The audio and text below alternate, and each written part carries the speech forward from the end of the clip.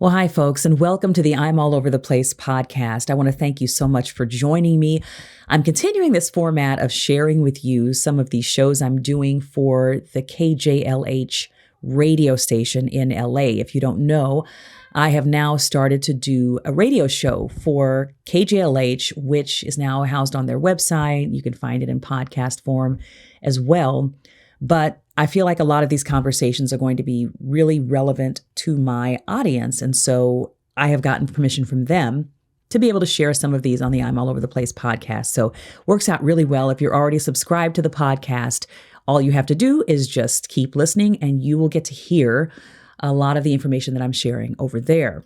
I do want to tell you about a few shows that I have coming up in the month of March.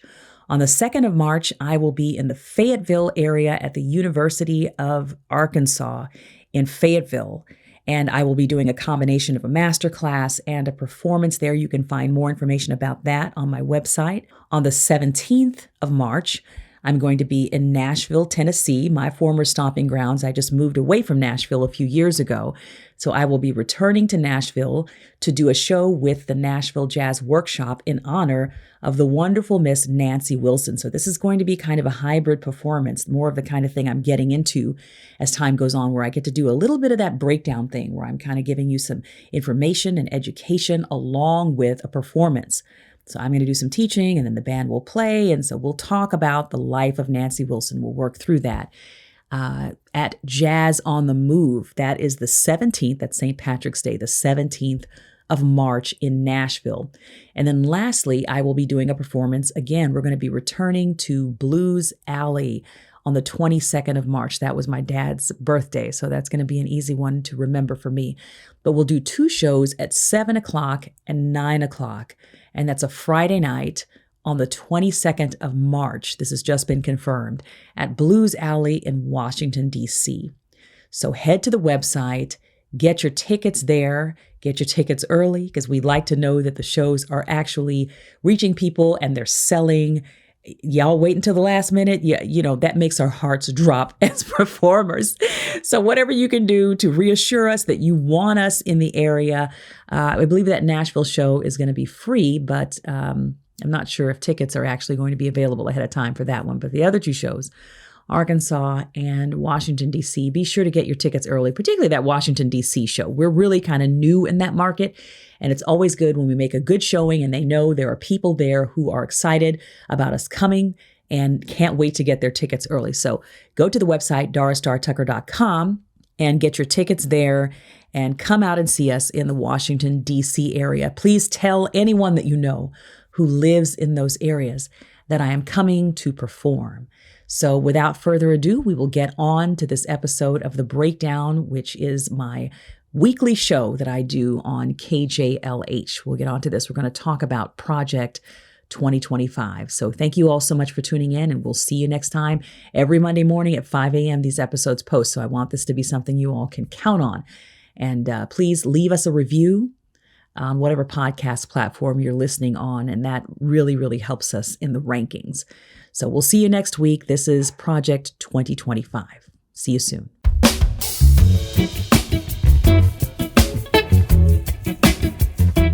Well, hi, folks. Thank you for tuning in. My name is Dara Star Tucker. I'm so glad to be with you once again. I'm looking forward to talking to you about the issues that matter. Just a quick note to let you know where you can find me. Head on over to the KJLH Instagram page at Radio Free KJLH. I'm always keeping a lookout for your comments there. Let's keep this conversation going in the online space. You can also find me on my personal Instagram page at Dara Tucker B. That's Dara Tucker and the letter B. I'm on all other platforms as Dara Star Tucker. That's Dara with one R and Star with two. So I'll give you a little bit of insight about that tagline, the Dara with one R and Star with two. Because of the work I do with my educational videos, my breakdowns online, I've had the chance to connect with a lot of my heroes. And it's always a cool thing when people that you admire and draw inspiration from reach out and let you know that your work has meant something to them. Well, one of those people is the wonderful Miss India Ari. And she reached out to me a little over a year ago, and we had the chance to connect around a few things. And when she was listening to my podcast, she sent me a voice note and said, I feel like you need a tagline when you introduce yourself. Maybe you should say, I'm Dara Star Tucker. That's Dara with one R and Star with two. And I loved it, and I have used it ever since. So thank you, India, for the tagline. I think of her every time I say that. So we're going to delve right into this week's topic. It's one that you're probably going to be hearing a lot about if you haven't already. It's called Project 2025, and I did a pretty extensive breakdown on it because I think it's something that everyone should know about and understand to the best of their abilities. So I'm going to explain to you in this breakdown exactly what Project 2025 is, who's behind it, and why we all need to be vigilant in seeing that it's never implemented. This is a bit of an extended breakdown because there's a lot to cover, so settle in. We're going to do a deep dive on this with the breakdown, and then I'll be back to provide a little more history on it and to help us contextualize it a bit further. And then, of course, we'll talk about solutions. But here it is, the breakdown on Project 2025. Here it is. There are some very big plans underway for Trump's potential re-entry into the White House. See, in 2016, no one was really prepared for him to win, but he did. And his first year in office was kind of a clunky, bureaucratic mess. He cobbled together a staff and made appointments as best he could, but things were always a bit, we'll say, disorganized. He was continually on the hunt for people who would be loyal to him and would help him move his agenda forward, and who knew how to help him work the levers of government to his advantage. During his tenure in the White House, he fired people indiscriminately, people he claimed were the best of the best when he hired them, and he replaced them with people who would do his bidding.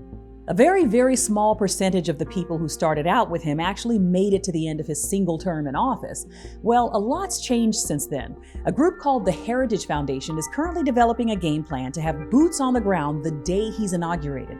They've laid forth an extremely intricate plan to staff not only his administration, but to change the fundamental makeup of every governmental entity so that it lines up as closely as possible with their vision of what America ought to look like. A month before he left office in 2020, Trump signed an executive order that would allow him to fire any civil service employee that he wanted to and replace them with people that he thought would be loyal to him. He just never got the chance to implement that plan.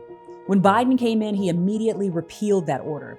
The Heritage Foundation is now preparing a database of willing supplicants who will be ready to move into those positions the day Trump moves back into the White House and reinstates that order. The Heritage Foundation is also planning to eliminate what they call the administrative state, which pretty much means scrapping or gutting every government agency that regulates anything.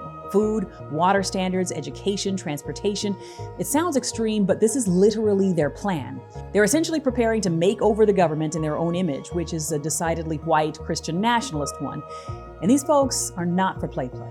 The Heritage Foundation, the nation's most powerful conservative think tank and lobby group, is gearing up for something called Project 2025. You may have heard about it. Well, it's as disturbing as you've probably heard. Worse, actually. The Heritage Foundation is a not-for-profit, right-wing public policy organization that's been around since the early 70s. It was founded for the explicit purpose of advancing conservative values in government. And you might think, that's not so horrible, is it? There are liberal think tanks that do the same thing, right? Nowhere near this level.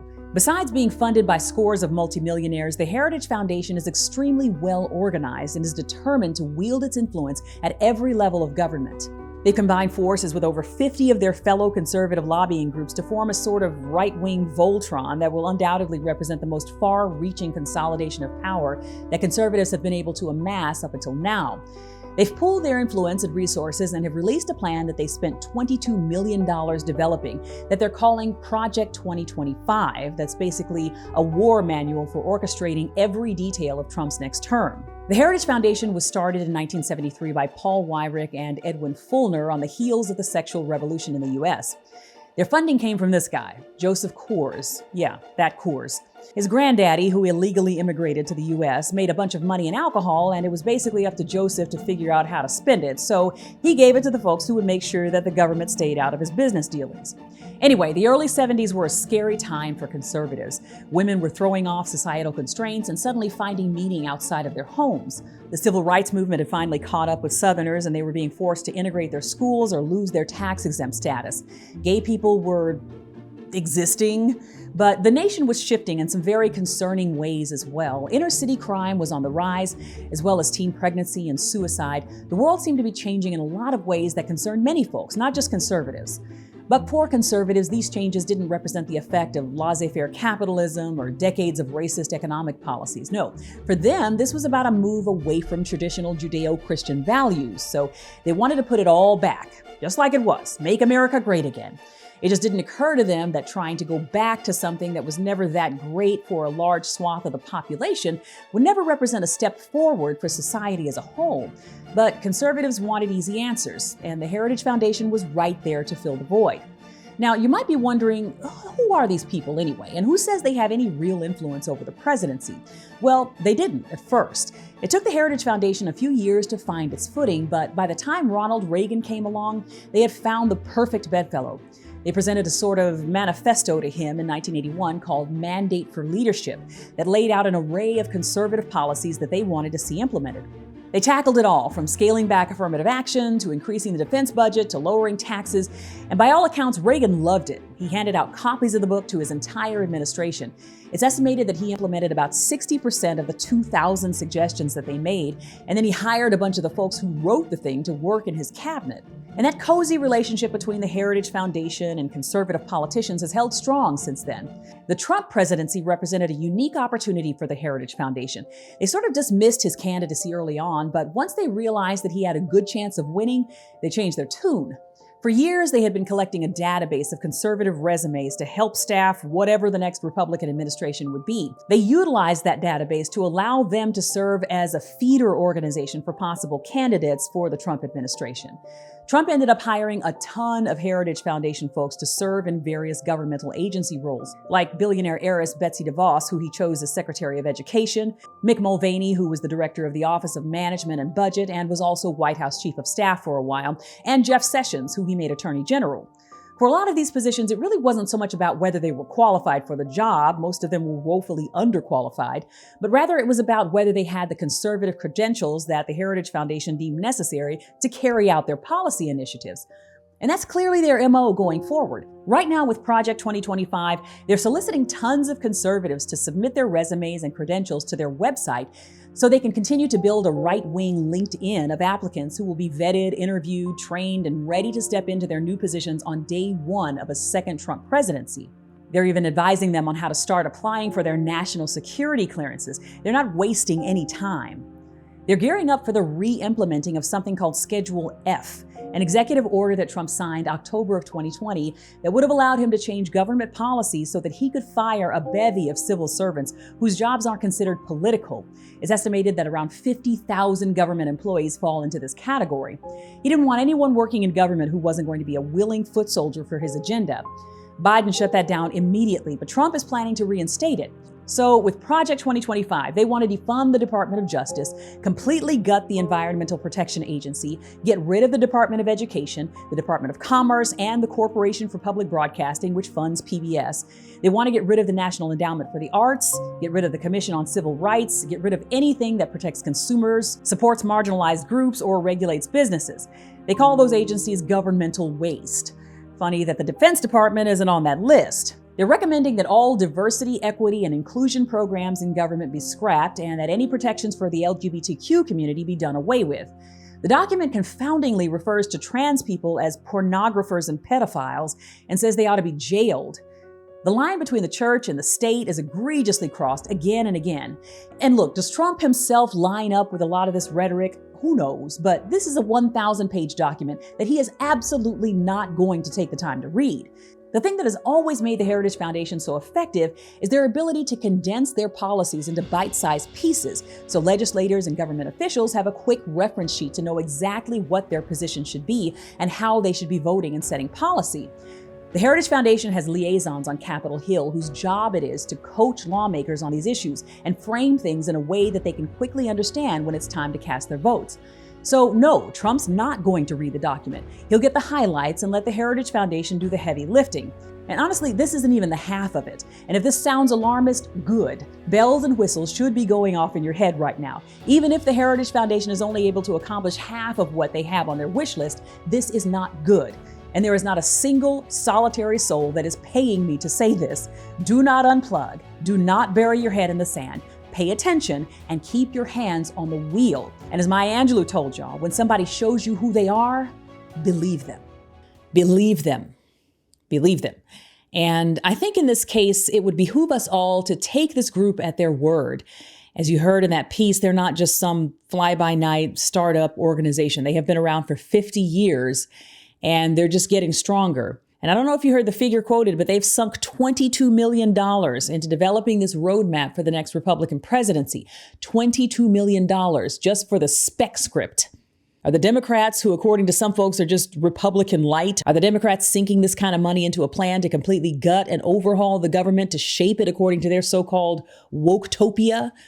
Because the folks that put this manifesto together sure want you to think that the Democrats are doing that, but they are not. Conservatives are doing that. And I just find it so interesting that folks who like to accuse liberals of overreach in terms of personal liberties would go to these lengths to override so many of the tenets of our democracy just to see the country made over in their image or to go back to some utopia that never really existed. And that's one of my biggest issues with what's happening in the Republican Party of today. Democracy seems to have taken a backseat to Christian nationalism. And you'll hear people like Marjorie Taylor Greene proudly brag that, yes, I am a Christian nationalist, and we should all be proud Christian nationalists. Well, you know who else was a Christian nationalist? The guy with the funny little mustache. Yeah, he was a Christian nationalist. And very similarly, he convinced his countrymen in Germany that the immigrants were taking over and that their national identity was being threatened. He started going after gay people and banning books. Does this sound familiar? Just like these folks. And that's the reason that you'll hear them referred to more and more as fascists. And is that a fair accusation? I think so. I think that's the ultimate goal, even if half the folks leading the charge down this dangerous path have not studied the history deeply enough to realize what they're channeling. But when someone accuses a person or a movement of being fascist, well, what do they mean? Well, let's go to world101.org, which is a free online educational resource, and let's look at the definition of fascism. Here it is. Many experts agree that fascism is a mass political movement that emphasizes extreme nationalism, materialism, and the supremacy of both the nation and the single powerful leader over the individual citizen. This model of government stands in contrast to liberal democracies, which support individual rights, competitive elections, and political dissent. In many ways, fascist regimes are revolutionary because they advocate the overthrow of existing systems of government and the persecution of political enemies. However, when it advances their interests, such regimes can also be highly conservative in their championing of traditional values related to the role of women, social hierarchy, and the obedience to authority. And although fascist leaders typically claim to support the everyman, in reality, their regimes often align with powerful business interests. Now, if that don't sound familiar, I'm just saying. And a lot of the folks championing this shift have grandparents and great-grandparents who lived through that fascist history in Europe.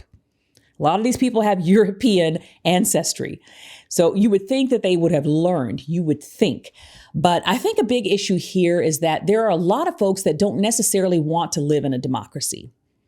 I think a lot of us just want a government that reflects our values. And I don't necessarily think that's just a conservative issue. If we're honest, a lot of us are willing to accept some pretty undemocratic methods as long as we achieve that end. Okay, so I lose a lot of my civil liberties. I can live with that as long as I'm getting what I want. Okay, so my neighbor loses a lot of his freedoms. I can live with that as long as I'm getting what I want. Yeah, we live in a theocracy now, but I don't have to bake a cake for that gay couple. I can live with that. And I saw this a lot in the environment that I grew up in. I grew up around a lot of conservatives. That white Christian nationalism thing was really on the rise during my formative years. I grew up in what was known as the charismatic church after my father kind of broke away from his mother's Pentecostal holiness church. We really grew up with one foot in each of those worlds, but my father was a music minister in the non-denominational charismatic church. So those charismatic word of faith folks are what came to be known as evangelicals. And the Republican Party has gotten really good at talking to those folks and convincing them that they have their best interest at heart. Now, when I was young, things were not quite as organized as they are today. At that time, they pretty much cared about abortion, gay marriage, gays in the military, gays doing anything, really. And they spent a lot of time trying to figure out how somebody was going to make them get the mark of the beast. They were trying to figure out who the Antichrist was. That was their idea of being politically engaged. Figure out who's making everybody get all these abortions, stop the gays from doing stuff, and accurately identify which Democratic president was going to be the Antichrist. And, not to pick on those folks, I understand the psychology, though, because those were my people for most of my life. But that simplistic way of approaching political agendas made that particular group of people very easy to manipulate. And that's still the case, but clearly these folks are much more organized than they were back in the 70s, 80s, and 90s. So a group like the Heritage Foundation and organizations like it, they know their constituents. They're very good at simple, straightforward messaging. We talked a couple of weeks ago about fantasy and fear. They're good at stoking those raw emotions. How do I want to see myself in the world, and what am I most afraid of? But they don't stop there. They are master organizers. They're not really the ones organizing protests in the streets, though. They do their work a lot more quietly behind closed doors. And a lot of them have very deep pockets. Again, they spent $22 million on this initiative. There were dozens of authors listed in this manifesto, and what it really feels like to me is almost a shadow constitution. I don't think their document is really all that concerned with constitutionality. They're just trying to see how far they can push the system to work in their favor. And they could get away with this if enough well-connected people conspire to take down democracy in favor of authoritarianism. They could slowly transform this country into a place that none of us recognize. And if we let that happen, we will have earned it, because our votes are the only thing that can prevent it. There's a whole debate happening right now on TikTok between liberals and leftists. It's getting pretty heated, and the leftists are tired. Okay, they're ready to give up on our democracy. Understandably, there's a wholesale slaughter happening right now in Gaza, and a lot of them are having trouble reconciling the fact that this is all happening under a Democratic president. Never mind the fact that the very same thing would be happening under a Republican president. But if the Democrats claim to be a more conscientious group of people, this administration is not living up to that in this area. Now, I always like to remind people that what's going down in the Middle East right now is a result of U.S. foreign policy, not Joe Biden's policy, U.S. foreign policy. We would be doing the same thing if Bush, Clinton, Obama, or Trump were in the White House. It really would not matter.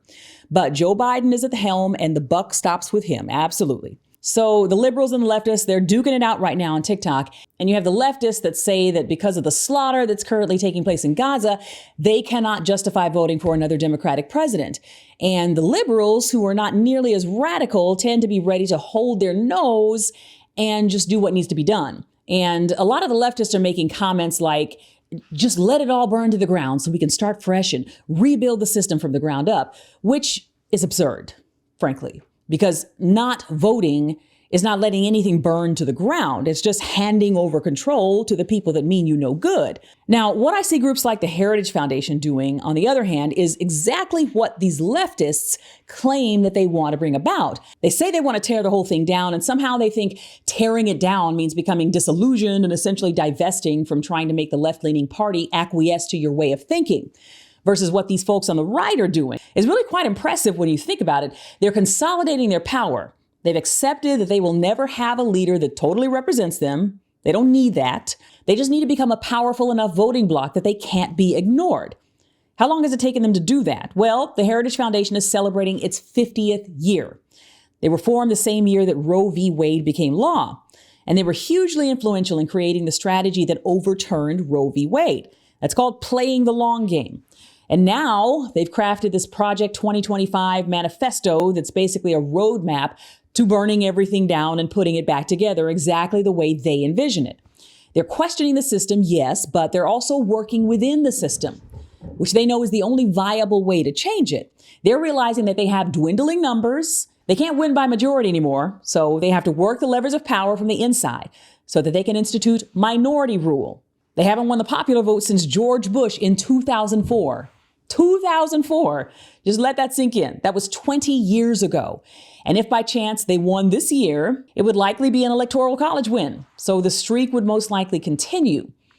Can you even fathom the hubris of a group of people who have not won the popular vote in 20 years being confident enough to draw up a $22 million plan for how they're going to dismantle the U.S. government? Pretty much every congressional candidate that Trump endorsed in the midterms lost. They should have had a huge red wave in 22, as they called it, and it never happened. I mean, they just are not very good at winning fair and square, but they have figured out how to game the system. And a bunch of us over here are claiming that the system is irretrievably broken and not able to be fixed. And I'm sure the folks over at the Heritage Foundation are reveling in that disillusionment. So where do we go from here? You all know that I like to talk about solutions. So how do we stave off the diabolical plan known as Project 2025? Well, we got to find our mojo. We have to remember that what we lack in hedge fund billionaires, we more than make up for in numbers. They call us the little guy, the common man. We've always had more power and more agency than we realize. We just can't grow weary in well-doing. And I seem to get a Bible quote in pretty much every week, but we cannot grow weary in our fight to make this a more just world. No one is served by that.